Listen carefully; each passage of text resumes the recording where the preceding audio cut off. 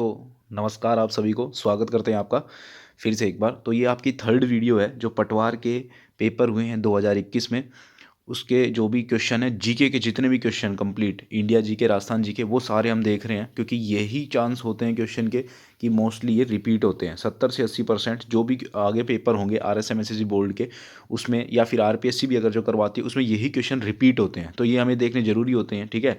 जैसे आपने कोई भी सब्जेक्ट पढ़ा तो उसके बाद क्वेश्चन करने बहुत ज़रूरी होते हैं, और प्रीवियस ईयर के तो सबसे ज़्यादा। तो हम ये सारे कंप्लीट सेट आपके सामने लेके आ रहे हैं। 2 शिफ्ट के हमने कर लिए हैं, ये तीसरी शिफ्ट है, और पटवार में टोटल 4 हुई थी, तो ये 4 पार्ट बनेंगे, उसमें से ये तीसरा है। तो चलो स्टार्ट करते हैं बिना टाइम वेस्ट किए राजस्थान जीके से ही। तो पहला क्वेश्चन है आपका कि 56 का मैदान कहाँ पर स्थित है। तो देखो 56 का मैदान कहाँ पर आएगा, जैसे ये थोड़ा सा आप आइडिया के लिए बना लेते हैं। सपोज करो ये राजस्थान है, तो नीचे से माही नदी आती है, पता है ना आपको, माही नदी आती है। और वो जो माही नदी है वो बांसवाड़ा से जाती है, बांसवाड़ा के बाद यहाँ प्रतापगढ़, प्रतापगढ़ के बाद यहाँ डूंगरपुर से निकल जाती है ना, 3 जगह से निकल जाती है, और यही बनाती है जो मैदान, उसे ही कहते हैं 56 का मैदान, ठीक है। तो अकॉर्डिंग टू ये जितने भी आंसर है सारे ऑफिशियल आंसर की से हैं, ठीक है। तो कोई टेंशन लेने की जरूरत नहीं है, इसलिए इसमें जो आंसर आएगा वो आएगा प्रतापगढ़ बांसवाड़ा। तो मेनली ये प्रतापगढ़ और बांसवाड़ा के बीच जो मैदान बनता है उसे ही हम क्या कहेंगे, 56 का मैदान। तो ये अभी आपको कभी कंफ्यूज करेगा पहला और दूसरा ऑप्शन, उसमें आपको हमेशा बी करना है, प्रतापगढ़ बांसवाड़ा के बीच, ठीक है। चलो अगला करते हैं। ये है आपका सहरिया जनजाति राजस्थान के किस जिले में निवास करती है। तो देखो जनजाति जितनी भी है, एक अब इससे रिलेटेड हम सारे करेंगे, ठीक है। जनजाति जो सहरिया है वो तो 12 में है, ठीक, ये तो आपको पता भी होगा। सहरिया जनजाति 12 में है, तो इसका आंसर तो हो गया ए। ये तो इसका तो ए हो गया, कोई दिक्कत नहीं है। अब और भी जो जनजाति है राजस्थान में, जैसे गरासिया की बात करते हैं, तो गरासिया बात करो हम, पर गरासिया कहाँ मिलते हैं, तो गरासिया ध्यान रखना ये मिलेंगे सिरोही में, ठीक। ये भी पूछ सकता है कि गरासिया जनजाति कहाँ पे मिलती है, तो गरासिया मिलेंगे आपको सिरोही में। उसके अलावा जो मीणा होते हैं वो मिलेंगे जयपुर में, ठीक। मीणा जनजाति कहाँ मिलेगी, जयपुर में मिलेगी, ठीक है। चलो 2 हो गई। उसके बाद आप ध्यान रखना सांसी, एक जनजाति है सांसी, ये मिलते हैं भरतपुर में, ठीक। सांसी जनजाति कहाँ मिलेगी, भरतपुर में, ये भी ध्यान रखना। और क्या बच गया, सहरिया हमने कर लिया, सांसी भरतपुर। भील मिलेंगे उदयपुर में, ठीक। भील कहाँ मिलेंगे, उदयपुर में, ये भी ध्यान रखना कि जो भील जनजाति मिलेगी वो उदयपुर में मिलेगी, ठीक। और आपका मीणा हो गए जयपुर में, गरासिया सिरोही में, सांसी भरतपुर में, सहरिया 12 में। ये सारी चीज़ आप ध्यान रखना, ये इंपॉर्टेंट है। चलो अब आगे चलते हैं। इसका आंसर ए हो जाएगा, ठीक है। सहरिया ही पूछा था मैं सोच रहा हूँ कि उससे रिलेटेड जो भी क्वेश्चन है वो भी हम सारे कवर कर लें। अब देखो गंगानगर से हनुमानगढ़ जिले का गठन कब हुआ था। अब आप हमेशा ध्यान रखना, जब हमारे राजस्थान का एकीकरण कंप्लीट हुआ तब 26 जिले थे, ठीक है। और जो 26वां था ना, वो पता है कौन सा था, वो था अजमेर। उसके बाद जितने भी बने वो अभी बने हैं। देखो 27वां बना, ठीक, 28वां, 29वां, 30वां, 31वां, 32, 33 करते बाद देखो अब 27वां बना था धौलपुर। कौन सा बना था, धौलपुर, ये ध्यान रखना आप, 27वां धौलपुर। और ये बना था 1982 में, 27वां, ठीक, धौलपुर 1982 में। अब क्या हुआ, 3 एक साथ बने, ऐसे याद रखना, BDRHKP, BDRHKP। अब ये जो BDR है इसका मतलब है 12 दौसा राजसमंद, 12 दौसा राजसमंद तीनों एक साथ बने थे 10 अप्रैल 1991 को, ये भी आपसे पूछ सकते हैं, ठीक है। 12, अब ये 27वां, ये 28वां, ये 29वां। अब उसके बाद आया एच का, BDRHKP। एच मतलब है हनुमानगढ़, ठीक है। के मतलब करौली, पी मतलब प्रतापगढ़। तो अब हम बात करते हैं HKP की। तो एच मतलब हनुमानगढ़, के करौली, पी प्रतापगढ़। ये बना था 1994 में, ठीक है। ये उसके 3 साल बाद 1997 में, और ये बनी है 2008 में प्रतापगढ़ अपना, ठीक है। परमेश चंद कमेटी की सिफारिश पर बना है प्रतापगढ़, ये 2008 में बना है। तो अब ये हनुमानगढ़ पूछा है तो ये आ जाएगा आपका 1994 में। अब इसके अंदर भी डेट पूछी है तो ये ध्यान रखना, 12/7/94 जुलाई में, ठीक है। तो इसका करेक्ट आंसर हो जाएगा डी, क्योंकि इसमें कन्फ्यूजिंग था ए या डी, तो इसका 12/7/94 डेट याद रखना। चलो आगे चलते हैं। निम्न में से कछुआ शासक ने मीणाओं को हराकर आमेर को अपनी राजधानी बनाया। तो ये हमने कल भी बात की थी, मतलब सेकंड शिफ्ट वाले में, कि जो सबसे पहले शासक थे वो तो थे धूले राय, सबसे पहले, जिनका नाम तेजकरण भी है, धूले राय, है ना, ये थे कछुआ वंश के संस्थापक। ये चलो हो गए। अब ये जो क्वेश्चन पूछ रहा है ना आपसे, ये पूछ रहा है कि मीणाओं को हराकर आमेर को राजधानी किसने बनाया। तो आमेर को राजधानी इनके बाद आए थे कोकिल देव, ठीक है। कोकिल देव ने आमेर को राजधानी बनाया था, ये ध्यान रखना आप, ठीक। तो इसका आंसर हो जाएगा सी, सी इसका करेक्ट आंसर हो जाएगा। चलो आगे चलते हैं। राजस्थान उच्च न्यायालय की पीठ निम्न में से कहाँ है। देखो एक तो होती है मेन ब्रांच। अब आपको पता होना चाहिए कि हमारे राजस्थान के उच्च न्यायालय की मेन ब्रांच तो है जोधपुर में, ठीक है, बट ये क्या पूछ रहा है, पीठ, तो वो कहाँ आएगी, जयपुर में, इसलिए इसका आंसर क्या हो जाएगा, सी, जयपुर में। आगे चलते हैं। ये देखो, ये कुछ बुक्स दी आपको, पुस्तक दी है, उनके राइटर को आपको मैच करना है। तो देखो जैसे हमीरायण है, हमीरायण, अब ये 3 है, इनमें से आपको मैच करना है कि कौन से में ये मैच होगा। तो पहले में बात करते हैं कि जो हमीरायण है किसने लिखी थी, तो ए के अंदर आपका आना चाहिए भांडव व्यास ने, यानी कि ए के अंदर आपका क्या आ जाएगा, थर्ड आ जाएगा ए के अंदर। बी के अंदर क्या आएगा, देखो ए में थर्ड हो गया, बी और सी, अगर आपको 2 भी आते हैं ना तब भी आप कर सकते हो। अब देखो ये बी वाला है वीरमायण, वीरमायण किसने लिखी थी, ये लिखी थी आपकी भादर ने, यानी कि फर्स्ट। और सी में आपका आएगा बचा हुआ, यानी कि 3 1 2, अब देख लो किस कौन से ऑप्शन में, तो 3 1 2 सी वाले में है, दिख रहा है ये सी वाला, ठीक। तो इसका सी आंसर सही हो जाएगा, 3 1 2 इसके करेक्ट आंसर हो जाएंगे। चलो अब आगे चलते हैं।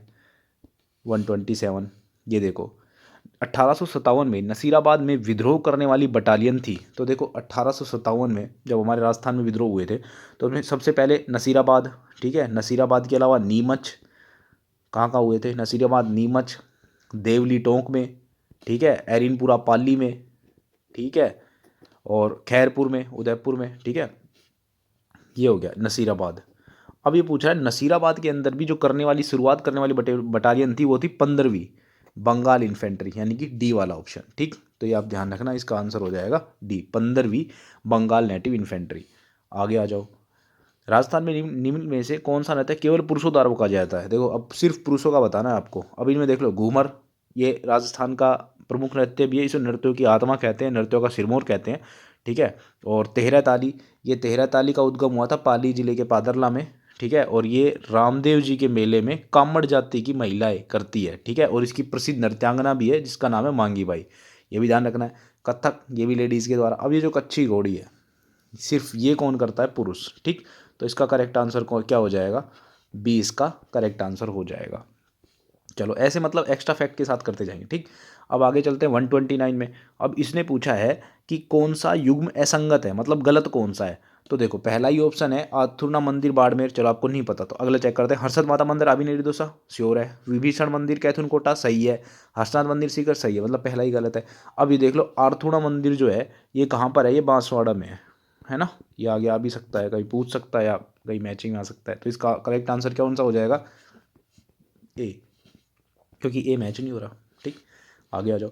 चौहान राजवंश में निम्नलिखित शासकों को कालक्रम अनुसार व्यवस्थित कीजिए। तो आपको देखो सबसे पहले इसमें आएंगे अजयराज जी, 2 नंबर पे जो अजयराज जी है ना, अजयराज जी, इन्होंने क्या किया था, अजयराज जी ने अजमेर शहर को बनाया था, ठीक है। अजमेर जो हम आज बोलते हैं 1113 ईस्वी के अंदर अजमेर शहर की स्थापना अजयराज जी ने की थी। तो सबसे पहले तो ये आए थे, फिर इनके ही उत्तराधिकारी बने थे अर्नोराज, यानी कि 3 नंबर वाले। और ये जो अर्नोराज है ना, इन्होंने आना सागर झील का निर्माण करवाया था, वही आना सागर जिस पर शाहजहां ने 5 बारेधरी बनवाई थी, और वही आना सागर जहाँ पर जहांगीर ने सुभाष उद्यान बनवाया था, ठीक है। तो उसके बाद अर्नोराज आ गए, उसके बाद हमारे विग्रहराज जी हैं, मतलब कालक्रम में विग्रहराज फोर्थ, इनको बीसल देव भी बोलते हैं विग्रहराज फोर्थ को। और इनके बारे में क्या कहा जाता है कि इन्होंने संस्कृत भाषा में हरिकेली नाटक नाम की हरिकेली नाटक एक था संस्कृत भाषा का, उसकी रचना की थी। और इन्होंने एक पाठशाला भी बनवाई थी, उसका नाम था संस्कृत, उस पाठशाला का नाम था सरस्वती, सरस्वती कंठावरण। क्या नाम था पाठशाला का, सरस्वती कंठावरण। और आपको ध्यान होगा, देखो सरस्वती कंठावरण, इस पाठशाला को तुड़वा दिया था कुतुबुद्दीन ऐबक ने, और वहाँ 2.5 दिन का झोपड़ा बना दिया। तो आपने सुना होगा ना अजमेर में 2.5 दिन का झोपड़ा है, तो वहाँ पर पहले इन्होंने एक पाठशाला बनवाई थी ये, बट उसने 2.5 दिन का झोपड़ा बनवा दिया जहाँ पर अब उसूर का मेला लगता है। तो ये हो गया 2 3 4। और सबसे लास्ट में आएंगे पृथ्वीराज जी हमारे। पृथ्वीराज जी तो आपको स्टोरी पूरी पता ही है कि उनका मोहम्मद गोरी के साथ युद्ध हुआ था। और इंपॉर्टेंट युद्ध कौन से उनके, एक तो 1191 का है, तराइन का पहला और तराइन का दूसरा। पहले वाले में तो पृथ्वीराज जी जीते थे और दूसरे वाले में मोहम्मद गोरी जीत गया था, ठीक है। तो इसका जो करेक्ट आंसर हो जाएगा वो हो जाएगा सी, 2 3 4 1, ठीक है। पहले 2 फिर 3 ऑप्शन, फिर 4 फिर 1। तो ऐसे पूरे फैक्ट्स देख लिया करो, क्योंकि यही आते रहते हैं। मैं जितने भी आपको फैक्ट बता रहा हूँ सब प्रीवियस ईयर में पूछे गए हैं, वही चीज़ें बता रहा हूँ मैं आपको। अब ये देखो, अभी आपको वन्य जीव अभ्यारण्य दिए मैच करने हैं। अब देखो कुंभलगढ़ आपको पता है, पहले में कुंभलगढ़ कहाँ है, राजसमंद में, तो पहले में सर चौथा आ गया। केवलादेव आ जाओ, केवलादेव भरतपुर में। अब इससे आसान सवाल क्या होगा बताओ, मरु राष्ट्रीय उद्यान जैसलमेर में है, सेकंड आ गया। अब डी में देख लो टाइगर रिजर्व, ये तो अपने सरिस्का अलवर में है, मतलब पहला आ गया। तो 4 3 2 1 देख लो किस में, ये ए आ गया ऑप्शन, ठीक है, बस सिंपल सा है। आगे आ जाओ। राजस्थान लोक सेवा आयोग के अध्यक्ष को किसके द्वारा निलंबित किया जा सकता है? तो उसको निलंबित करने का अधिकार किसको रहता है? राजस्थान का राज्यपाल को। ठीक, ये इसका करेक्ट आंसर हो जाएगा। आगे आ जाओ। अब देखो ये सर्किट दे रखे हैं और एरिया बता रखा है। अब इसमें देख के घबराना मत। देखो पहला ऑप्शन देखो आप क्या दे रखा है कि मेवात, ब्रज मेवात सर्किट। अब आपको ये पता है कि हमारे राजस्थान में मेवात वाला जो एरिया है वो है अलवर भरतपुर, है ना, बोलते भी है अलवर और भरतपुर। जैसे भाई हमारा अलवर भरतपुर हो गया, इसे मेवात बोलते हैं ना, आपको पता है। अब देखो इसमें अलवर भरतपुर कहीं दिख रहा है? पहले में ही दिख रहा है, यानी कि ए में तो आएगा फर्स्ट। ठीक, ए में तो पहला ही मैच हो गया। आगे आ जाओ। शेखावटी, अब हमें पता है सर शेखावटी मतलब सीकर चूरू झुंझुनू, कोई टेंशन नहीं है। तो अब देखो ये थर्ड आ गया, बी में थर्ड आ गया, ए में फर्स्ट आ गया। उसके बाद डेजर्ट मरु, मरु सर्किट कौन सा आएगा? ये देख लो जोधपुर जैसलमेर वाला, इसमें चौथा आ गया। अब मेरवाड़ा अजमेर मेरवाड़ा सर सेकंड आ गया। तो 1 3 4 2, अब देख लो 1 3 4 2 किस में है? ये सी वाला ऑप्शन हो रहा है आपका। ठीक है, तो सी इसका करेक्ट आंसर हो जाएगा। चलो आगे चलते हैं। अब देखो 134वें में राजस्थान की प्राचीन रियासत में के संदर्भ में कांसा परोसा क्या था? तो कांसा परोसा ये अब आपको ध्यान रखना पड़ेगा कि पहले क्या है, ठिकानेदार जो होते थे वो कर लेते थे। ठीक है, ठिकानेदार जैसे एक था लाटा कूता पत्ती, तो लाटा कूता में क्या था, ठिकानदार खेत में जाता था और खड़ी फसल के एवज में वो कर लेता था कि भाई तेरी इतनी बढ़िया फसल हो रही है, खड़ी को देख के बता देता कि तू 5 रुपये दियो, तेरी और बढ़िया तू 7 रुपये दियो, मतलब इस हिसाब से। ऐसे ही काफ़ी तरीके के कर होते थे। एक चौरी कर होता था। चौरी कर में क्या होता था कि अगर कोई भी किसान अपनी बेटी की शादी करता था तो उससे पहले उसको ठिकानेदार को पैसे देने पड़ते थे, 5 रुपये 7 रुपये। 1903 में ये हुआ भी था। मेवाड़ में कृष्ण सिंह ठिकानेदार था, उसको किसानों ने उसने किसानों पर लगा दिया था, तो किसानों ने 2 साल तक अपनी बेटियों की शादी नहीं की थी। एक चौरी कर ये हो गया, और भी थे यार, काफ़ी कर होते थे। तो इसलिए कांसा परोसा भी ये क्या आ जाएगा आपका, एक प्रकार का करी था। ठीक है, ये याद रखना। संत पीपा की गुफा कहाँ पर है? संत पीपा की गुफा जानते हो कहाँ पर है? टोडा रायसिंग टोंक में। ठीक है, तो इसका आंसर क्या हो जाएगा? बी, टोडा रायसिंग टोंक में। बी इसका करेक्ट आंसर हो जाएगा। और संत पीपा कहाँ के शासक थे? गागरोन के शासक थे, और बाद में ये संत बन गए थे। ठीक, ये भी ध्यान रखना। आगे आ जाओ। भारतीय संविधान का निम्नलिखित में से कौन सा अनुच्छेद राज्यपाल की कार्यपालक शक्तियों से संबंधित है? तो अब इसमें राज्यपाल की शक्तियों से संबंधित ये पॉलिटी का सवाल है ना। तो आपको ये पता होना चाहिए कि जो हमारा आर्टिकल 154 है वो हमें क्या बताता है? एग्जीक्यूटिव पावर ऑफ गवर्नर, राज्यपाल की कार्यपालक शक्तियाँ। तो बस इसका आंसर क्या हो जाएगा? बी करेक्ट आंसर हो जाएगा, कोई दिक्कत नहीं है। चलते हैं आगे। शेखावटी किसान आंदोलन सन 1947 में किसके प्रयासों से समाप्त हुआ था? तो ये जो हमारे मंत्री साहब भी रहे थे, हीरालाल शास्त्री, उनके प्रयासों से समाप्त हुआ था। ये ध्यान रखना, डी आंसर आ जाएगा। आगे आ जाओ। सवाई राम सिंह सेकंड ने किस वर्ष राजस्थान कला विद्यालय की स्थापना की? तो ये सवाई राम सिंह सेकंड जो थे 1857 में इन्होंने की थी, और एक्चुअली में 1857 में जो विद्रोह हुआ था इसमें इन्होंने अंग्रेजों का साथ भी दिया था। समझ रहे हो, राम सिंह सेकंड ने। पहले यही हुआ था ना, तभी तो हमारा 1857 का विद्रोह भी मतलब सफल नहीं हो पाया था, क्योंकि राजा तो पूरे अंग्रेजों के ही साथ थे इस तरीके से। तो इसका करेक्ट आंसर होगा सी, क्योंकि इन्होंने राजस्थान कला विद्यालय की स्थापना 1857 में की थी। अब आगे आ जाओ। क्या है, महल और जगह कहाँ पर है? तो देखो गजनेर, अरे गजनेर तो बड़ा सिंपल है, बीकानेर में आ गया। ठीक, तो पहले में क्या आएगा? थर्ड। किराड़ू अपने बाड़मेर में, कोई टेंशन नहीं है। जगमंदिर, जगमंदिर अपना कहाँ पर है? उदयपुर में, कोई दिक्कत नहीं है। तो 3 1 2 20 का करेक्ट आंसर हो जाएगा। अब इसमें देखा एक और चीज़ ध्यान रखना कि जो अपने ये किराड़ू है ना, किराड़ू, ये जो किराड़ू मंदिर है, इनको बोलते हैं राजस्थान का खजुराहो। राजस्थान का खजुराहो। ठीक, राजस्थान का खजुराहो बोलते हैं। ये चीज़ ध्यान रखना, ये पूछते हैं कई बार किराड़ू को। और ये कहाँ पर है? बाड़मेर में। उसके बाद जगमंदिर जो है, ये जो जगमंदिर है, देखो इसमें भी 2 है। एक तो जगमंदिर है, ठीक, एक तो जगमंदिर है, और एक है जगनिवास महल। जगनिवास 2 है ये, और ये अलग अलग शासक ने बनवाए थे, उनके नाम सेम है। ये तो बनवाया था जगत सिंह फर्स्ट ने, ठीक, और ये बनवाया था जगत सिंह सेकंड ने। ये भी ध्यान रखना कि ये तो बनवाया था जगत सिंह फर्स्ट ने जगमंदिर तो, और जगनिवास महल बनवाए थे जगत सिंह सेकंड ने। ठीक है, जगत सिंह सेकंड ने। और जगत सिंह सेकंड वही था, जगत सिंह सेकंड जिसने हुड्डा सम्मेलन की अध्यक्षता की थी। 1734 में हुड्डा सम्मेलन हुआ था, 17 जुलाई 1734 को। उसकी अध्यक्षता की थी इन्होंने। अब आप कहोगे सर हुड्डा सम्मेलन क्या था, तो इसमें क्या था कि मराठों से परेशान हो गए थे सारे राजस्थान के शासक, है ना, उनसे, तो उनसे बदला लेने के लिए सारे राजस्थान के शासक इकट्ठा हुए थे। और खानवा के युद्ध के बाद ये ऐसा दूसरा अवसर था जब राजस्थान के सारे शासक इकट्ठा हुए थे हुड्डा सम्मेलन में 1734 में। तो उन्होंने कहा था कि भाई जब जब ये बारिश का मौसम खत्म हो जाएगा ना, उसके बाद मराठों पर आक्रमण करेंगे।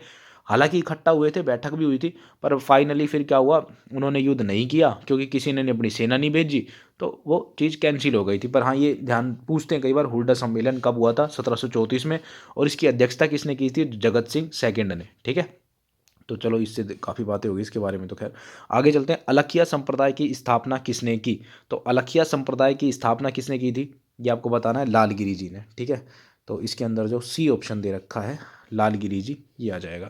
और चरणदास जी का आपको याद रखना है, इनकी प्रमुख पीठ कहाँ पर है, दिल्ली में। ठीक है, और इनकी दो, मतलब इनके जो सहजाबाई और दयाबाई, ठीक है, सहजाबाई और दयाबाई इनकी शिष्या थी, सहजाबाई और दयाबाई। ये पूछ लेते हैं कि चरणदास जी की शिष्या थी दयाबाई और सहजाबाई। ठीक है, ये आर्यस पीरी में पूछा था। तो सहजाबाई का एक ग्रंथ था सहज प्रकाश। ठीक है, ये सहज प्रकाश पूछा था किसने लिखा है, तो सहजाबाई का एक ग्रंथ था सहज प्रकाश। ये किसकी शिष्या थी, चरणदास जी की। ये बड़ा इंपॉर्टेंट था। चलो आगे चलते हैं। राजस्थान के भी राज्यपाल जिनका कार्यकाल के दौरान निधन हो गया, तो देखो यारो, ऐसा भी है कि कुछ गवर्नर थे जिनकी डेथ हो गई जब वो अपने काम पर ही थे, मतलब टेन्योर पे थे। तो श्रीमती प्रभा राव, ये सही है। दरबारा सिंह, इनकी भी डेथ हो गई थी। निर्मल चंद जैन, इनकी भी डेथ हुई थी। SK सिंह, ये भी सही है। और एक मैम थी मार्गरेट अल्वा, उनकी भी डेथ हो गई थी। अतिरिक्त कार्यभार में ही थे, है ना, ये प्रभा राव मैम और मार्गरेट अल्वा अतिरिक्त कार्यभार में ही ले रखा था इन्होंने, राजस्थान दे रखा था। तो 1 2 3 4 सारे ऑप्शन आएंगे, इसका सी करेक्ट आंसर होएगा। ठीक है, चलो, नागौर का बू गांव किस कलात्मक कार्य के लिए प्रसिद्ध है, तो नागौर का बू नरावता कच्ची मिट्टी के खिलौने के लिए प्रसिद्ध है। बी, कच्ची मिट्टी के खिलौने, ये इसका करेक्ट आंसर होगा।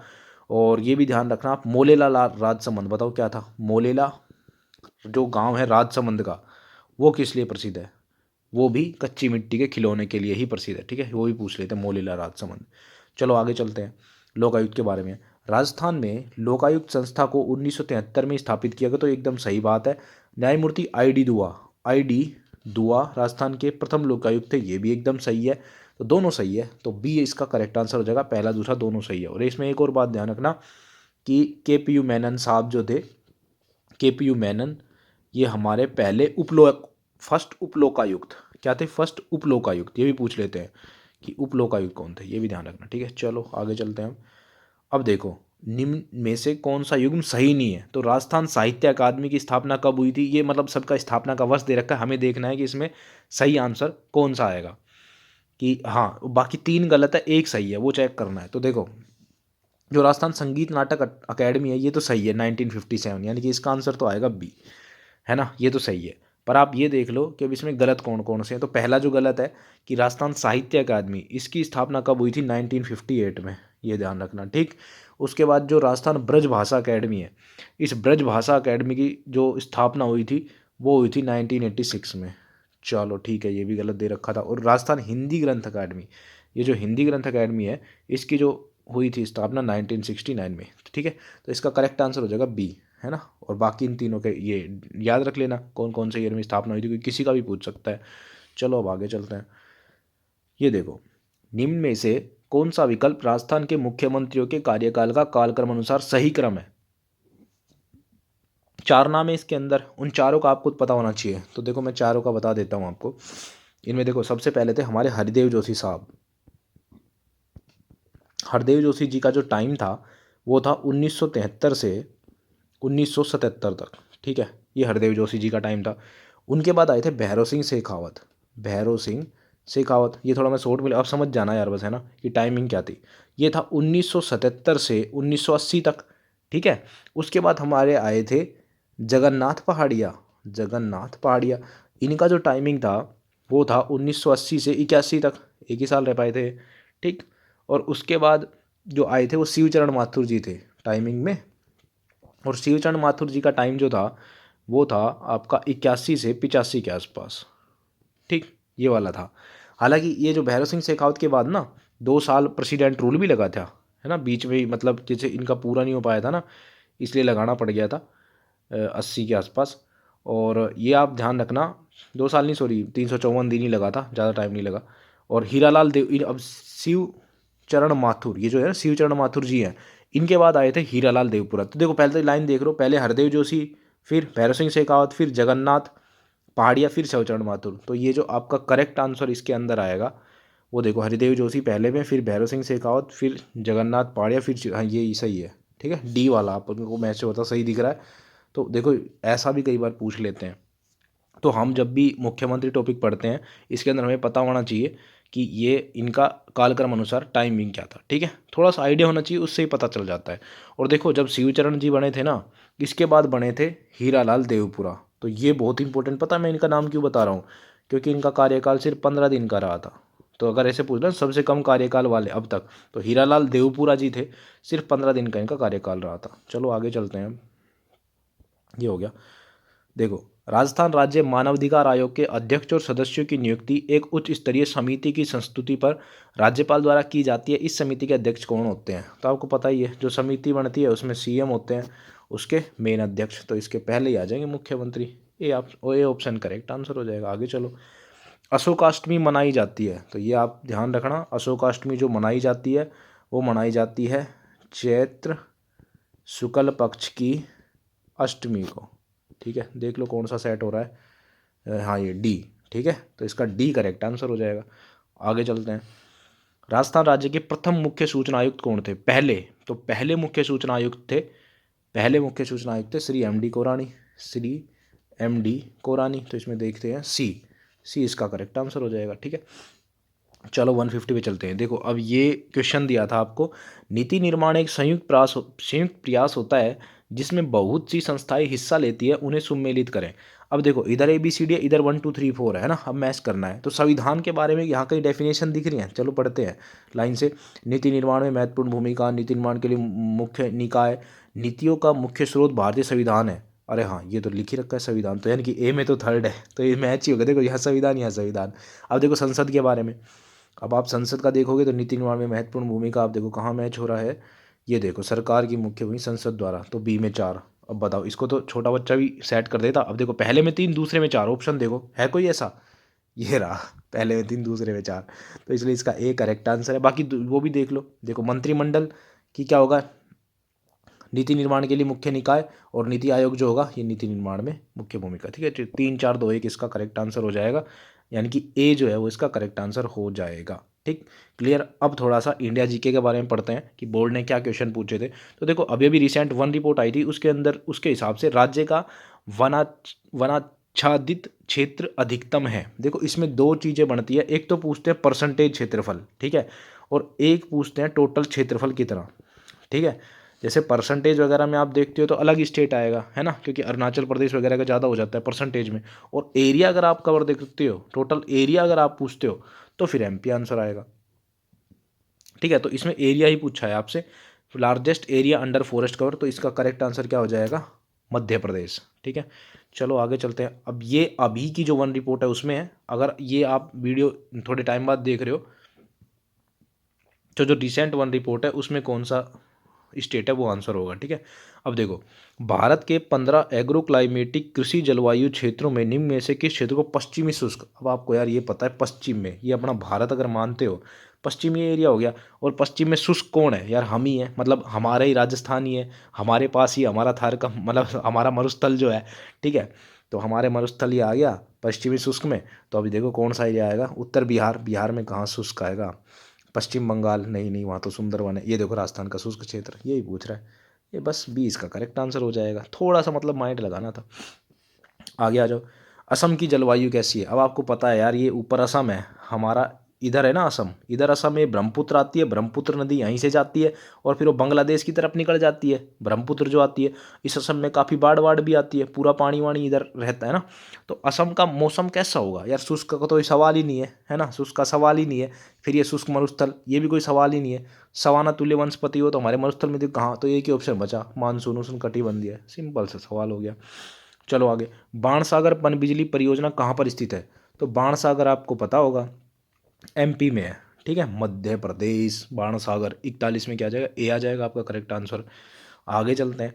भारतीय गंगा के मैदान को दक्षिणी पठार से विभक्त करने वाली पर्वत श्रृंखला।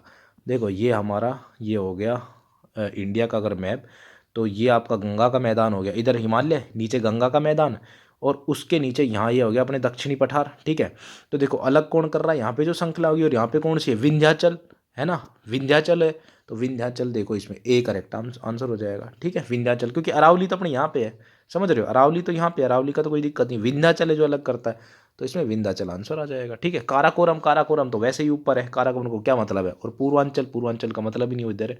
ठीक है, तो विंध्याचल इसका करेक्ट आंसर हो जाएगा। आगे आ जाओ, भारत के किस क्षेत्र में श्योक और नुब्रा घाटियाँ स्थित है। तो ऑफ कोर्स यार भारत में ऊपर की साइड है, यहाँ पे लद्दाख वाले पोर्शन में। ठीक है, तो लद्दाख क्षेत्र में आ जाएगा। करेक्ट आंसर क्या हो जाएगा, 43 में बी हो जाएगा। आगे चलते हैं अब। ठीक है, आगे है आपका ये, कुछ चोटियाँ दे रखी है और माउंटेन रेंज पूछे कौन सा सही आंसर है, ये मिलाना। देखो गुरु शिखर तो हमारी है ही अपनी, है ना, तो अपने को तो अपना तो पता ही है कि हमारी तो अरावली है जी। ए में तो 5 आ गया।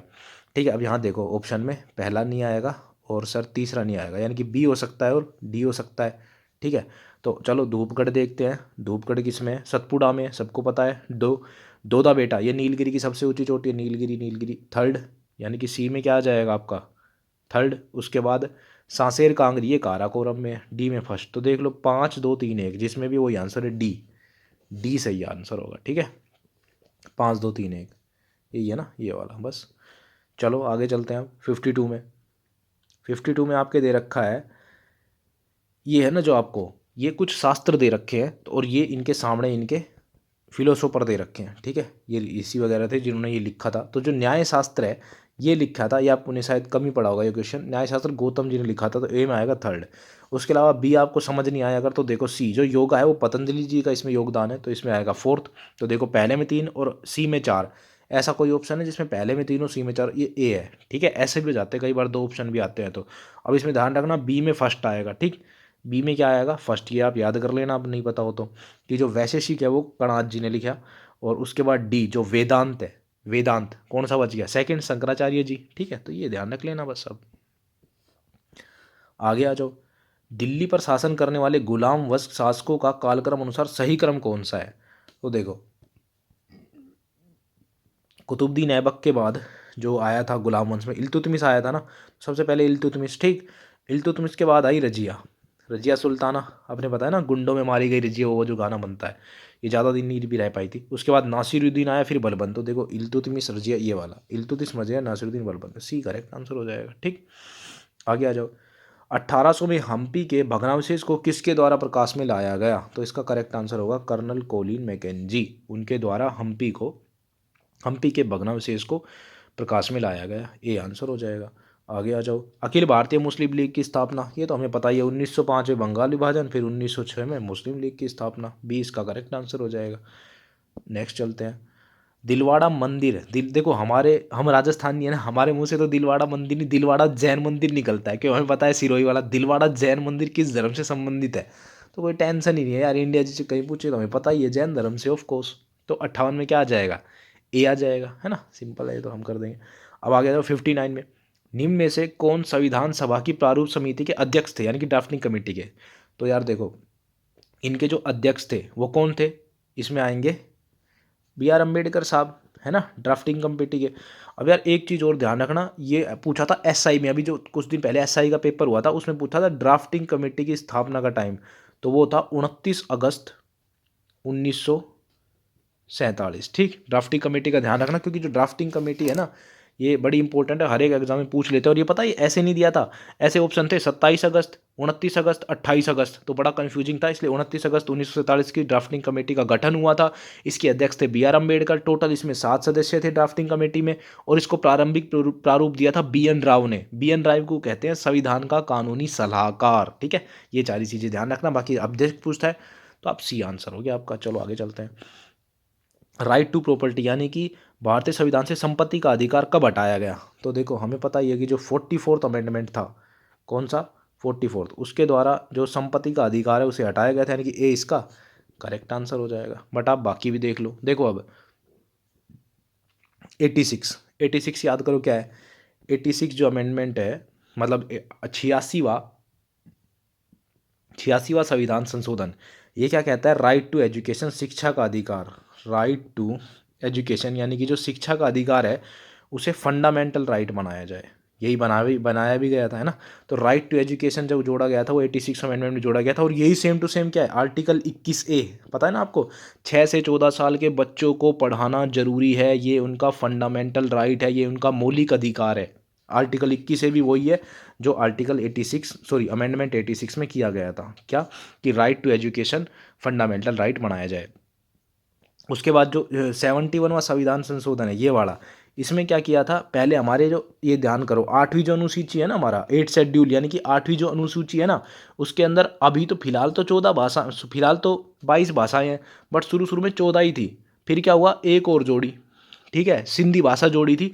कौन सा अमेंडमेंट किया? 21वां संविधान संशोधन किया, एक भाषा जोड़ दी, ठीक है। उसके बाद फिर 71वां संविधान संशोधन किया, 71वां संविधान संशोधन, और 3 भाषा और जोड़ी थी। कौन सी? नेपाली, मणिपुरी, कोंकणी, 3 भाषा। तो अब कितनी हो गई? 14 और 1 15, 15 3 18, 18 भाषा हो गई।